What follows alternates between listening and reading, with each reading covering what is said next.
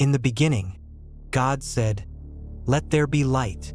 For thousands of years, we have interpreted this as the flicking of a cosmic switch, the creation of photons. But look closer at the sequence. The sun, the moon, and the stars, the physical luminaries, don't appear until day 4. So what was the light of day 1? In the ideology of Lux and Logic, this was the logos in its most primordial form. It was the birth of the idea. And if light is the idea, then the one who carries it, the Lucifer, the light bearer, is not the enemy of the plan. He is the architect of its execution.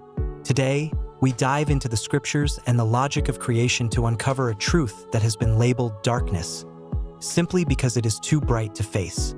Welcome to the next level. To understand the role of the light bearer, we must look at how the scriptures describe his origin. Ezekiel 28 describes a being who was the seal of perfection, full of wisdom and perfect in beauty. He was in Eden, the garden of God, and every precious stone was his covering. Note the phrase, the seal of perfection. This isn't the description of a servant. It's the description of a master architect. When God commanded, "Let there be light," he was calling forth the first idea. Isaiah 14 calls this being Helel ben Shakar, the shining one, son of the morning. In Latin, Lucifer. He was the first thing to be created because he was the concept of all creations. Light means ideas. Without the idea, the void remains empty.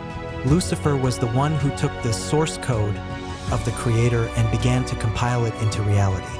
He didn't just bring the light.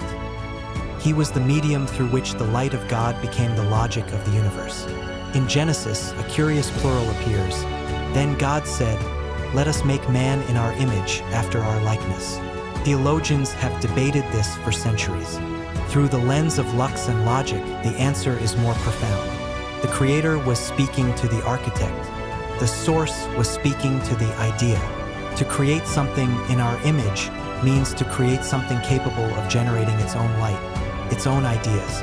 Lucifer helped in every step of this creation because he was the very principle of evolution.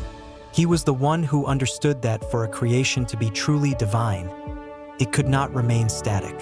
It had to be tested. The war in heaven wasn't a petty squabble for a throne. It was a divergence in the plan. One side represented static order, perfection without change. The other side, led by the light bearer, represented dynamic growth, perfection through purification. Lucifer chose the descent, not because he hated God, but because he loved the plan. He knew that for man to reach the next level, man had to leave the nursery of the garden. Enter the garden. Genesis 3, the serpent. We are told the serpent beguiled Eve. But look at the serpent's promise. For God knows that when you eat from it, your eyes will be opened, and you will be like God, knowing good and evil. Did the serpent lie? No. In verse 22, God himself confirms it. The man has now become like one of us, knowing good and evil. The fall was not a tragedy. It was a graduation. The serpent, the light bearer in a different mask, was offering the sacrament of the test. He was the one who provided the friction necessary for Adam and Eve to step out of the state of innocence and into the state of experience. This is the essence of Lucifer, the next level check.